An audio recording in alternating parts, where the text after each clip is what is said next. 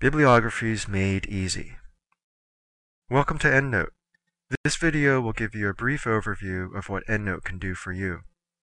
EndNote is bibliographic software that allows you to keep your references in a database and produce documents that are formatted according to the style of your choice. Need the APA style? Vancouver? Footnotes in Chicago style? Or how about the critical review of international social and political philosophy? EndNote's got it. With EndNote, you can apply a different bibliographic style to the same document without having to retype a single reference. EndNote has more than 3,900 styles to choose from, and more are being added all the time. How do we get started? First, we'll need to create a library. There are a few ways to add references to a library, but let me show you the easiest method, known as direct export. I have here a group of references found in a search of the Web of Science. I can select the references I want, and with a click of a button, the references are automatically imported into my library. If I have the PDF of an article or a folder of PDFs sitting on my hard drive, I don't have to search online for the references. EndNote can import the PDFs into my library and create the records for me.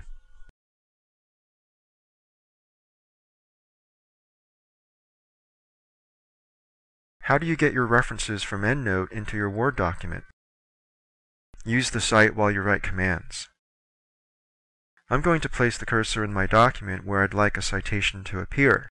Then I'll search for the citation by entering the author name, part of the title, or any term that's useful to me. There's the reference I want. Citations are hyperlinked to the bibliography. Click on the citation and the cursor will jump to that reference in the bibliography. EndNote gives you thousands of bibliographic styles to choose from. Just pick the style you want from the drop-down at the top.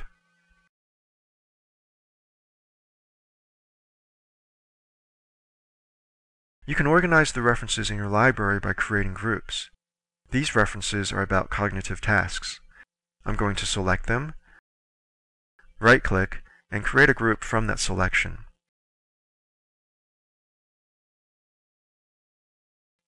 The same reference can appear in multiple groups. This reference in the group I just created also fits nicely under the topic of long-term memory. I'll just drag and drop it over to this other group, so it's now in both groups. With smart groups, you don't have to drag and drop references. EndNote will organize references for you. Start by doing a search of your library. Let's say I want to find all the references in my library about short-term memory published in the last 2 years. I'll perform this search and create a smart group. This group automatically updates itself based on the original search criteria. So if I import a reference later that has short-term memory in the abstract and was published in 2009, EndNote will automatically add it to my smart group for me.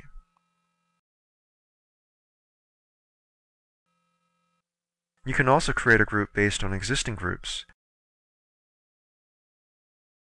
The group I'm creating here will show me all the references in both the long-term and short-term memory groups.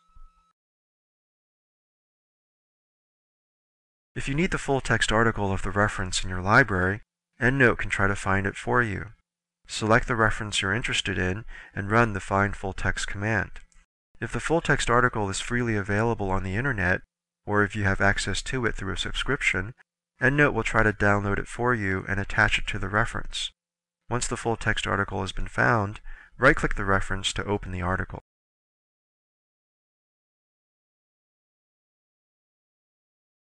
EndNote Web is a great tool for people on the go. You can transfer the references from your EndNote desktop library to your EndNote web account and view those references from anywhere in the world by going to myendnoteweb.com.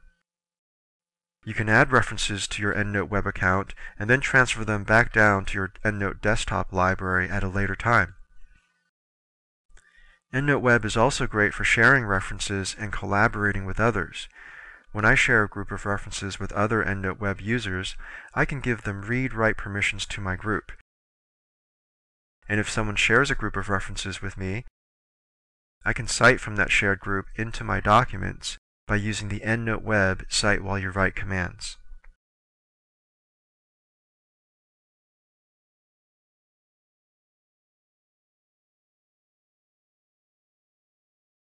These are just some of the things you can do with EndNote. If you would like to learn more, here are some options.